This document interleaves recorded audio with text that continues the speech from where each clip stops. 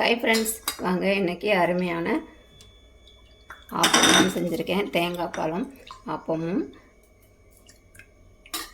சூப்பராக இருக்கும். எப்படி மாவு அரைக்கிறதுன்னு பார்க்கலாம் வாங்க. இது கூட நான் தேங்காய் பால் வச்சு சாப்பிடும்போதும் நல்லாயிருக்கும். இல்லைனா குருமா, சிக்கன் குழம்பு அந்த மாதிரி வச்சு சாப்பிடும்போதும் நல்லாயிருக்கும். வாங்க இது எப்படி செய்கிறதுன்னு நம்ம வீடியோக்குள்ளே போய் பார்க்கலாம்.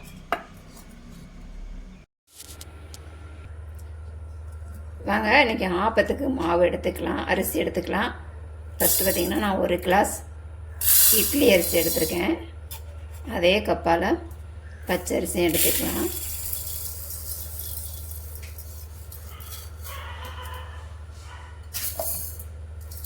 ஒரு கிளாஸ் இட்லி அரிசி, 1 கிளாஸ் பச்சரிசி.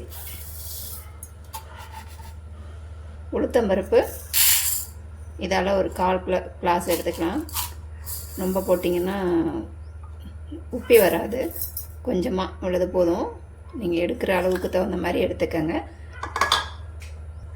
கொஞ்சமாக வெந்தயம், ஒரு 1/2 ஸ்பூன் அளவுக்கு வெந்தயம். ரொம்ப போட்டோம்னா கசக்கும், அதனால் கொஞ்சமாக எடுத்துக்கோங்க.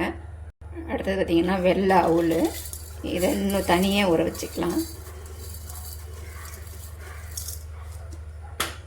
இதால் 1/2 கப் அளவு அவுள் எடுத்துருக்கேன், இதையும் ஊற வச்சுக்கலாம்.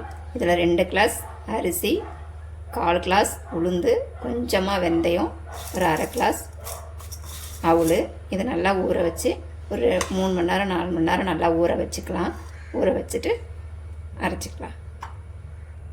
நல்லா கழுவிட்டு வந்தாச்சு. ஒரு 3-4 வாட்டி நல்லா கழுவிக்கங்க. இதை ஊற போட்டுடலாம்.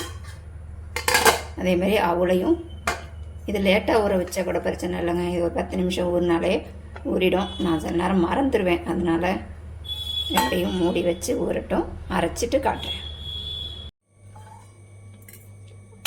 நம்ம ஊற வச்சோம் இல்லையா அவுள், நல்லா ஊறிடுச்சு பாருங்கள்.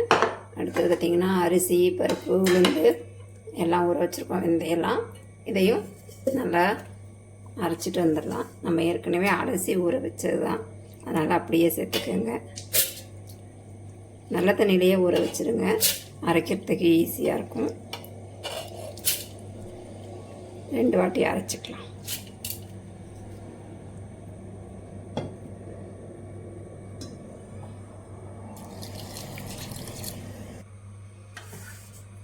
பாருங்கள், நான் ஈஸியாக அரைச்சிட்டு வந்தாச்சு.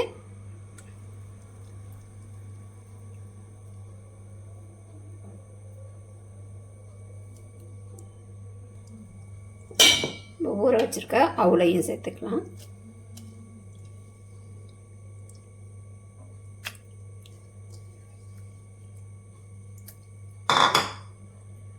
அரைக்கும் போது தேங்காய் தண்ணி இருக்கு இல்லையா, அதை சேர்த்து அரைங்க, டேஸ்ட்டு நல்லாயிருக்கும்.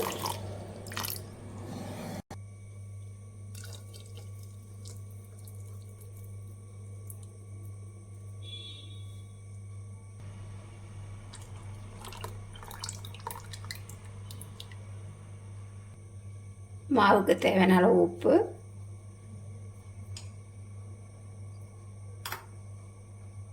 ஒரு ஸ்பூன் அளவு சர்க்கரை, இது எல்லாத்தையும் கலந்து விட்டுக்கலாம். கையால் கரைச்சி வைங்க, அப்போ தான் நல்லா மாவு நல்லா புளிச்சு டேஸ்ட்டாக இருக்கும்.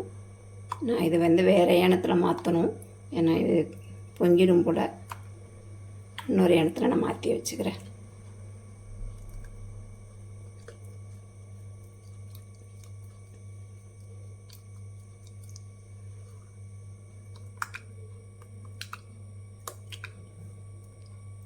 இந்த அளவுக்கு கரைச்சி வச்சுக்கோங்க.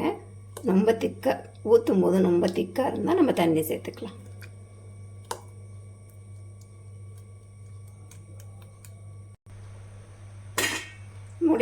மூடி வச்சாச்சு.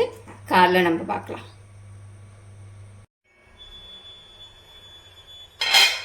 பாருங்க, நம்ம அரைச்சி வச்ச ஆப்ப மாவு நல்லா புளிச்சிருந்துருச்சு, அழகாக இருந்திருக்கு. இதை நம்ம கிளறிக்கலாம்.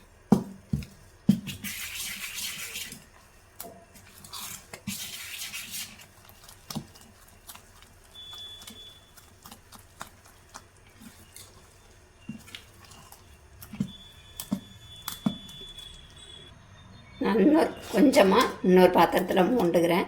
ஏன்னா எல்லா மாவுலேயும் நம்ம கலந்தோம்னா வீணாக போயிடும். தேவைக்கான மாவை எடுத்துக்கலாம்.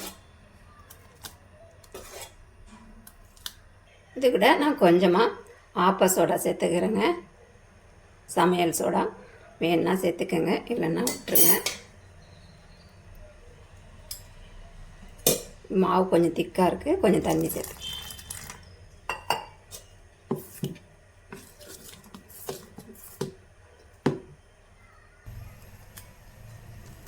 இந்த அளவுக்கு தண்ணியாக வச்சுக்கோங்க.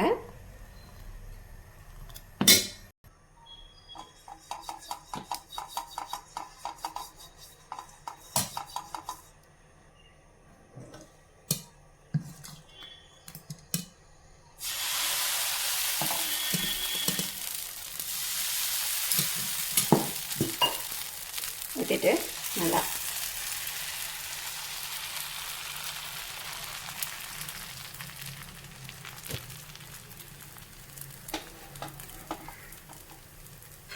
மாவு ஊற்றுனா இந்த மாதிரி ஓட்ட ஓட்டையாக வரணுங்க. அப்போ தான் நம்மளுக்கு மாவு நல்லா புளிச்சிருக்குன்னு அர்த்தம். இதை மூடி போட்டு வச்சிடலாம்.